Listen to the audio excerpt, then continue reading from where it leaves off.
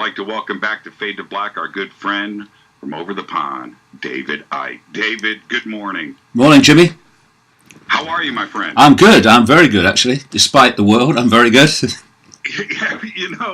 David, welcome back to the program, man. Always good to hear your voice. And these are crazy days indeed that we live in. But I kind of wanted to start here. We always start with a little bit of a laugh with you. You know how I am. This book, and thank you for sending it to me when it came out, Everything You Need to Know, but Have Never Been Told. And when I got the book, I didn't expect to get an encyclopedia set. Okay, it's 700 pages, David. And with your schedule, with what you do, how did you find the time to write this book? Well, you see, I've had the hands-on healing, and I've had the crystal therapy, and I've had the acupuncture, but I've still got verbal diarrhea. I can't move it. And so I sit at the typewriter, and away I go. Because when I sit here, it's almost like you go into another state of consciousness. It's not that you're channeling it, but there is an electromagnetic field that I sit in when I'm writing that has always been there. And what tends to happen is when I start writing a book, I'll have a title in mind, like I did with this one, and I'll have a map in my mind of where I want it to go. But then we start, and the synchronicity of information, the synchronicity of things that happen to me, things that happen in the world, come together to push me in a direction that the book goes. I've been on this road a long time now, nearly 30 years doing this, and so you do compile a heck of a lot of information in your mind. But every time I write a new book, as with this one, a deluge of new information comes from various sources and directions, and so because of that, I can write big books like this one relatively quickly. It's like if you're walking through a maze and you don't know the way out, then you can be in there a long time. But if there's some force that's opening and shutting doors to push you down the right channels of the maze so you get to the opening, then you can get out of the maze relatively quickly. And that symbolically is what happens when I write the books. The information just drops in my lap and I just weave it together. The revelations that have gone down this week, which involve not only the biggest tech giants, and we're speaking, focusing tonight on social media, but Google is now in the play. And I had said in my opening statements, David, that if you look at Facebook with 2 billion users, that the world's population is only 7 billion, right? So, and you throw Google into the mix, which is bigger than Facebook. These two companies virtually touch every single person on this planet. The numbers would support that. Are they too big to fail? They're too big. And what is happening, the revelations about Facebook, well, revelations in the public arena anyway, not revelations to people that have researched this, and what is happening with Google. Of course, the general public that has not tracked this decade after decade will be kind of, whoa, what's going on? But actually, it's the most predictable outcome you could possibly imagine. I mean, I've been writing about this for years and years and years, that this was coming. This is the scam. And it is a scam. It's a complete scam. First of all, you get the intelligence community and organizations like DARPA, the technological development arm of the Pentagon, just about the most sinister organization on earth. And think of the competition, by the way. And you get them to seed fund the technology and the development of the technology that eventually manifests as what we call Google, what we call Facebook. Indeed, DARPA claims quite openly that it created the internet. Now, DARPA creates things like death rays. It creates things like techniques to target certain genetic groups. I mean, it is horrific. DARPA does not create the internet for the benefit of humanity, nor does it seed fund technology like Apple's Siri and these digital assistant technologies, which are pulling people into a fusion, first of all psychologically and then literally into a fusion with AI. They don't do that because, oh, I know, what shall we do today? I know, let's create an office assistant, a digital assistant, and that will be nice for people. That doesn't actually is how it works. So there's an ulterior motive, and the ulterior motives are all over the place depending on what area of DARPA you are researching. But let's look at Facebook and Google. So you first of all create these technologies, and then the organizations appear based on those technologies. And you need a cover story.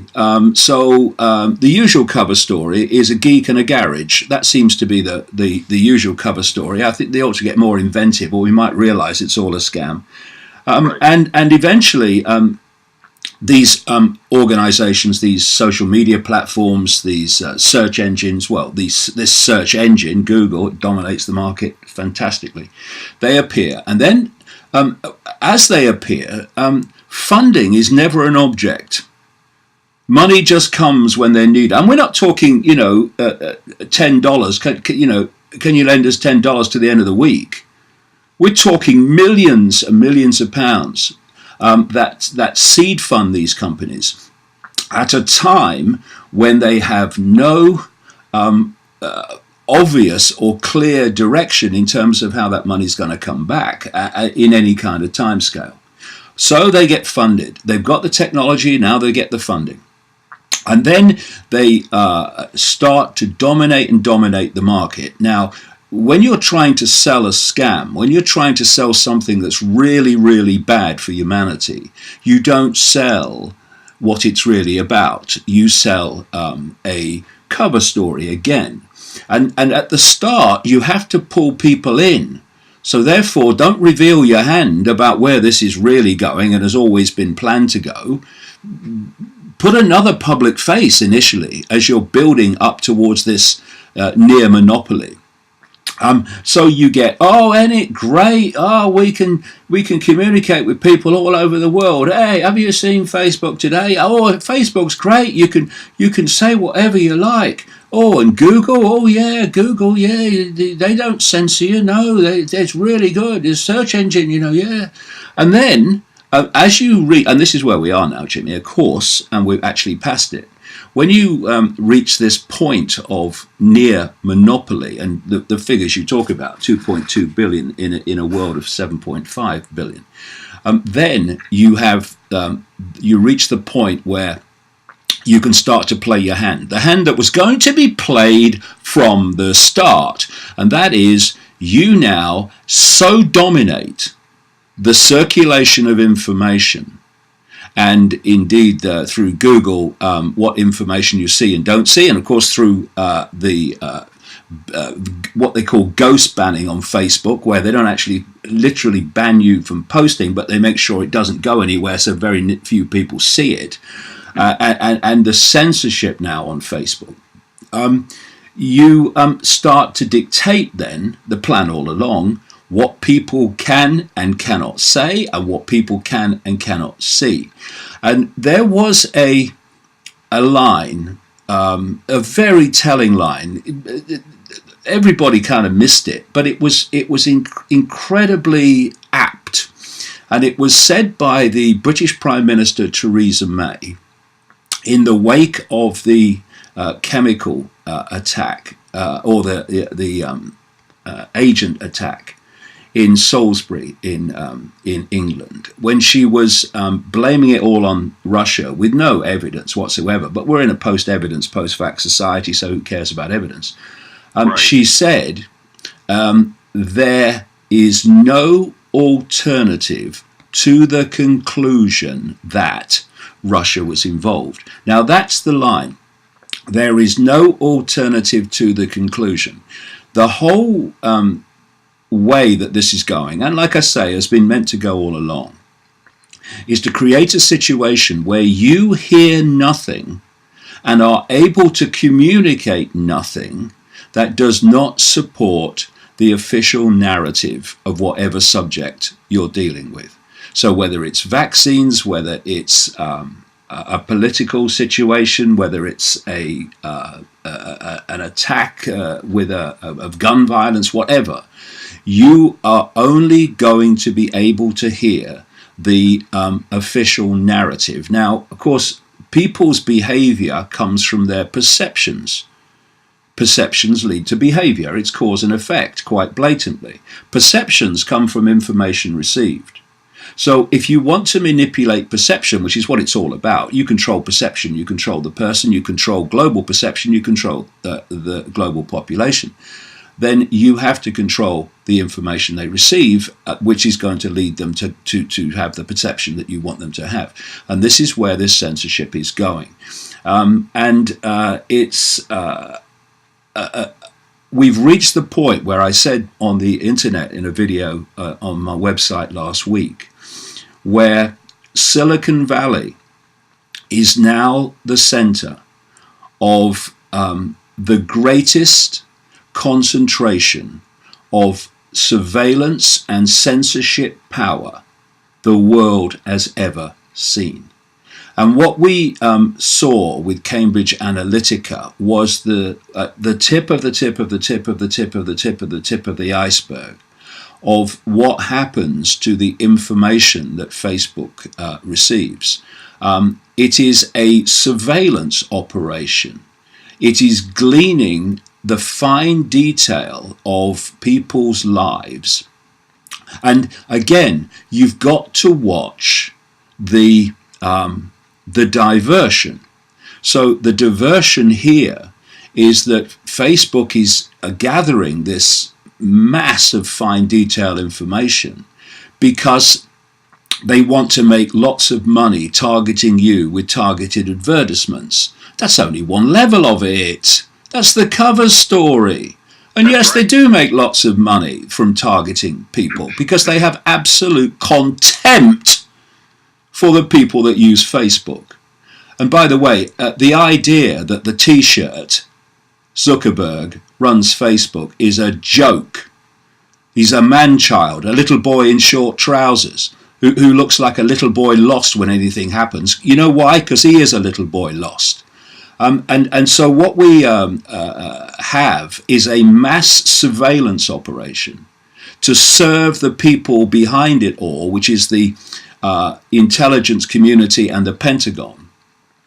What happened with Cambridge Analytica was just the tiniest fraction of seeing inside the cesspit that is Facebook and the cesspit that is Google. Now, if you go on from that and you see the systematic coordination, the same time Facebook is on its rampage of censorship against anyone challenging the official narrative in any way, shape or form. So you have YouTube, owned by Google, deleting channel after channel after channel of people that are challenging the official narrative in various ways, some of which have enormous subscriber lists, but they don't care. And because they've reached this point of near monopoly, basically they're looking at you and they're saying, okay, yeah, that's what we are doing that. Yeah, we are censoring information we don't want people to see. Okay, so what are you going to do about it? What are you going to do about it? That's what is happening now. And we need to realize that, the front of this Silicon Valley devil's playground is all for public consumption. The real owners of Silicon Valley, including the massive artificial intelligence aspect of all this, which of course Google and Facebook are in the forefront of as well. The real owners are not the Zuckerbergs, and they're not the Pages and the Brins. They're the hidden hand in all its forms that is so centralizing the communication of information that an almost incomprehensibly small number of people now dictate globally what people see and don't see. And it's always been planned, Jimmy, like that. And we're just seeing the outcome now. It's no surprise to people like me who've researched this for decades. And this is the shocking thing that most people don't understand, but it needs to be said. The only reason why we found out about Cambridge, the only reason why Zuckerberg sort of apologized and is about to go in front of Congress, and that Parliament over in the UK asked him, the only reason why that happened is because Cambridge got caught. Yeah. If they hadn't gotten caught, it would have been a business as usual. And those are the facts. There is no way Zuckerberg would have volunteered this information to the world. No, of course not. And you see, here's a simple question. If Cambridge Analytica can access 50 million accounts and use that information to target people with political ads to suit their personality, which the information, of course, gives them, and their views. Are we really so fully paid up members of Naivety Anonymous that we don't realize that the intelligence community and the Pentagon networks, which connect with the intelligence community, are not trawling that information? They're trawling all of it. Whatever you've put on the internet, whatever you've said on Facebook, they know about or can access if they choose to access it. This is what we're looking at. And then you look at this enormous data processing operation in Utah, where they are processing information from different sources all over the world, whether it's telephone, email, whatever. We are looking at a global network of surveillance that would make George Orwell wince, shake his head and say, I underplayed it. It was much worse than I thought. This is where we are. And, you know, do we really think that George Orwell, real name Eric Blair, who was an insider. I'm not saying that he was a part of the whole conspiracy. I'm not saying that at all. But he was an insider in the sense that he operated in the arenas and with the people that would have known what the long-term agenda was. For instance, George Orwell was taught French at the elite Eton College just outside London, where the royal children go, by Aldous Huxley, who wrote, of course, Brave New World in the 1930s, which again, like Orwell's 1984, has proved to be a stunningly accurate projection from all those decades ago of where this is meant to go, and how it was meant to turn out. And so you have people like Orwell and Huxley, who were not coming purely from their imagination. They were coming from an understanding of where this plan was meant to go, and therefore they could talk about drug techniques, genetic techniques in terms of Huxley, and surveillance techniques and control systems in the case of Orwell that didn't exist and would have been science fiction at the time they wrote the books. And in Everything You Need to Know But Have Never Been Told, and even more so in the book before that, Phantom Self. I quote a man called Dr. Richard Day, who was a big-time Rockefeller insider and an executive of Planned Parenthood, a Rockefeller operation, which of course originally came out of the eugenics movement, which the Rockefellers were big-time into. They were one of the funders of Hitler's race purity program, the Rockefeller family, well documented. And Dr. Richard Day shocked a group of pediatricians in Pittsburgh, Pennsylvania in 1969 when he was doing a presentation to them, and he asked them to turn off recording equipment and turn off and not take notes because he was going to tell them how the world was going to change because the group that he was connected to was going to change it. And what he said that night in detail, it has proved to be just stunningly accurate, not just in theme, but in detail, all these years later, because one of the doctors, a guy called Dunnigan, Lawrence Dunnigan, he did take notes, and later, when he started to realize that what Day said that night was happening, he did a series of interviews before he died in 2004, I think he died, about what Day said that night. And I published that in detail in Phantom Self, and also quite a lot in the new book where it's relevant. And it is stunning. Richard Day described, Jimmy, in 1969, the internet. The internet that wasn't officially created until decades later. He described a stream of things that are happening now, not least in terms of surveillance. He also said, Jimmy, in 1969, wait for this one, we're going to make boys and girls the same. And which is what this whole transgender explosion is, the idea that it's to be inclusive with transgender people. That's not the reason, that's the excuse. The reason is what Richard Day described all those years ago. Now let's connect the dots to what I said a little earlier. Who created the internet? By their own admission, DARPA. Yeah. And you see, as I've been pointing out all these years, there are two timelines. There's the one you see in the public arena, and there's the one you don't see.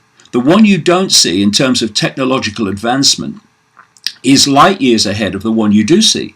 So if people look at where we are technologically now, well, if you think that's advanced, you want to see what's coming, and because it's being played out in a specific sequence.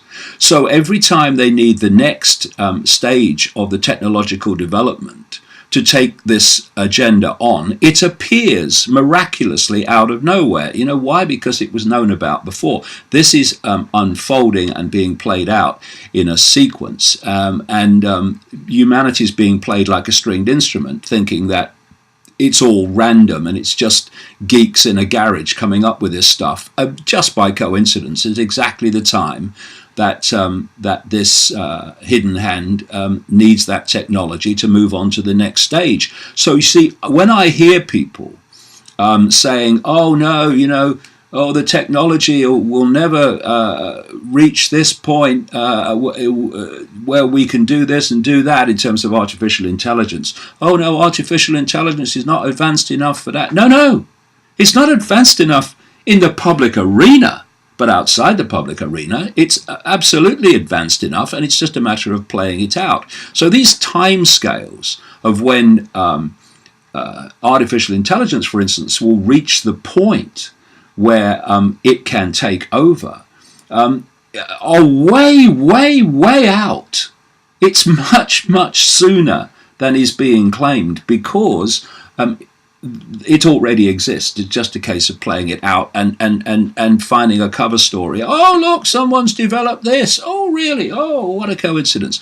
this is the world we're living in. And what people like me do, and what shows like yours do, is delve into this this other timeline to uncover what they don't want people to see. And again, everything connects to everything else. This is why there is this now war on freedom of speech, war on the free circulation of information and free opinion, because the alternative media, although I don't think the alternative media in general goes nearly far enough and even nearly understands the depth that we're dealing with. No, they don't understand, David. They don't understand. And as great of a job as the alternative media can do, they seriously don't understand. I need to take a break right here.